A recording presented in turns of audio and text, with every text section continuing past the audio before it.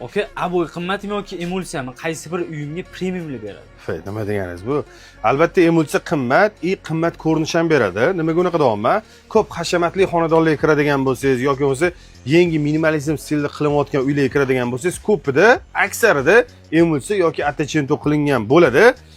Bu premium ko'rinish beradi. Qayerda ko'rgansiz 1 million dollarlik uyga kiradigan bo'lsangiz, abo'y qilingandir. Ko'pida attachento yoki bo'lmasa emulsiya qilingan bo'ladi. Shu sababli emulsiyani biza tavsiya qilgan bo'lardik. Lekin bu gapim bilan abo'y yomon demoqchi emasman. Abo'yga qarang, sizga udobsiz tarafini aytaman.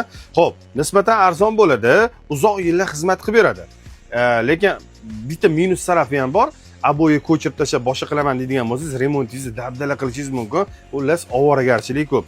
Emulsiya qiladigan bo'lsangiz, shu 5 yilda alishtirasiz, 5 yilda yangi rang urasiz, zamonga hamnafas bo'lib ketaveradi. Shu sababli biza ko'pchiligi emulsiya qilishni tavsiya qilgan bo'lardi. Xuddi shunaqa remontga doir foydali ma'lumotlar sizlarga qiziq bo'ladigan bo'lsa, sahifamizga obuna bo'lib qo'yinglar.